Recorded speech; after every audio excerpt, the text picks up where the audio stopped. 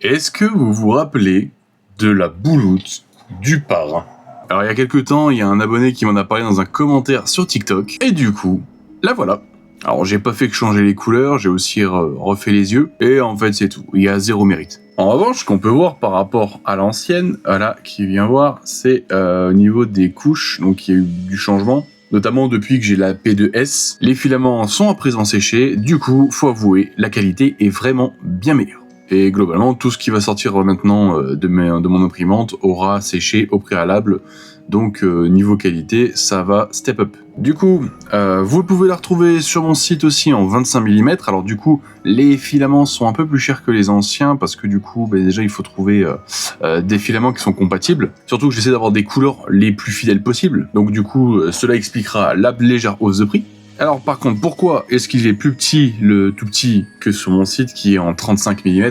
Et voilà, le voici à côté. C'est simplement que du coup, j'avais tellement de problèmes avec la A1, en fait dû à du filament pas sec. Voilà, vous voyez la qualité, déjà avec en étant si petit, c'était un peu complexe. Du coup, voilà, je n'arrivais pas à sortir plus petit, du coup, j'avais abandonné, j'avais réagrandi, et voilà. Aussi, je pense que la hauteur de couche était un poil haute. Là, sur le petit Bouffe-Tout 100 mm, on est sur du 0,12 mm, ce qui doit être à peu près la même chose ici, si ça, c'est pas plus. Et là, sur les tout petits, on est sur du 0,8 mm. Comme pour les petits porte-clés.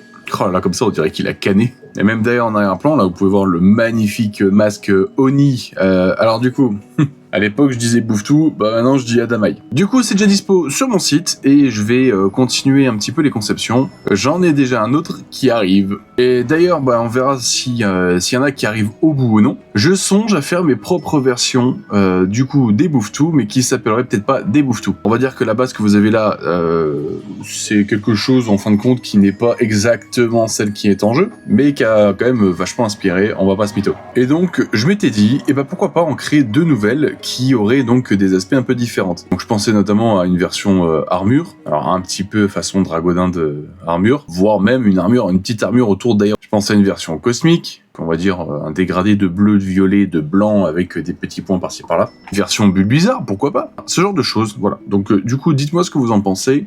Comme vous le savez, il y a quelques temps, il y a Ankama qui est venu à ma rencontre vis-à-vis de l'utilisation de la propriété intellectuelle. Et suite à ça, on m'avait dit, mais pourquoi tu crées pas ton propre univers? Loin de moi l'idée de voir vraiment en créer un, parce que c'est complexe. Et si c'est pour toucher une niche de 2 personnes, ça vaut pas le coup. Par contre, créer des fanarts sur ça, mais en légalisant la chose, ça je suis chaud. Parce que du coup, je les appellerai plus des Bouffe-Tout, je les appellerai complètement différents. Je ferai les changements nécessaires pour que ça puisse sortir de la licence. Et puis c'est à peu près tout, voilà. Bon, bah tout ça pour dire qu'il y a la bouloute du parrain qui est disponible sur mon site. Voilà, bisous.